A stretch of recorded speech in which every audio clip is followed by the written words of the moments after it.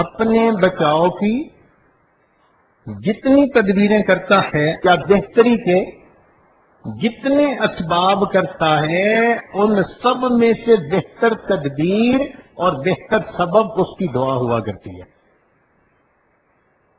آپ اپنے لیے کوئی بھی سبب بنائیں، سب سے بہترین سبب آپ کا دعا ہوگی۔ اس کا مطلب یہ ہے کہ ہمیں ہر حال میں اللہ سے دعا مانگنی چاہیے۔ چنانچہ اللہ تعالیٰ بندے کی دعا کو رد نہیں فرماتے، تین میں سے ایک صورت میں قبول کرتے ہیں۔ توجہ فرمائیں، بندے نے جیسے دعا مانگی ویسے قبول ہو گئی۔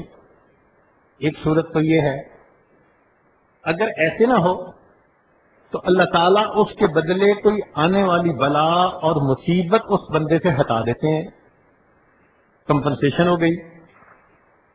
کیا پتا کہ وہ بلا اور مصیبت زیادہ بڑی تھی۔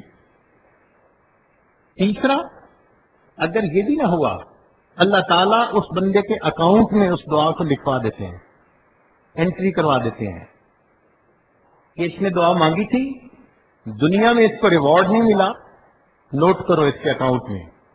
حدیث پاک میں آتا ہے یہ بندہ قیامت کے دن اللہ تعالیٰ کے حضور پیش ہوگا، اس وقت اللہ تعالیٰ اس کی مانگی ہوئی دعاؤں پر اتنا اس کو اجر اور بدلہ دیں گے کہ وہ بندہ کہے گا کاش دنیا میں میری کوئی دعا قبول نہ ہوتی، مجھے ہر ایک کا بدلہ آخرت میں عطا کیا جاتا۔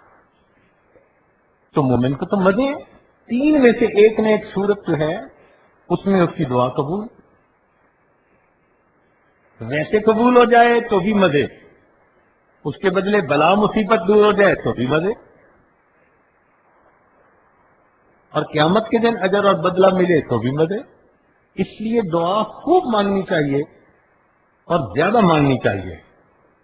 ایک صورت ہے جس میں اللہ تعالیٰ دعا رد فرماتے ہیں، یا تو اس بندے کے جسم پہ کپڑے حرام کے ہوتے ہیں یا کھانا حرام کا ہوتا ہے، یا وہ بندہ اپنی زبان سے خود کہتا ہے وہ جی ہماری تو دعا قبول ہی نہیں ہوتی۔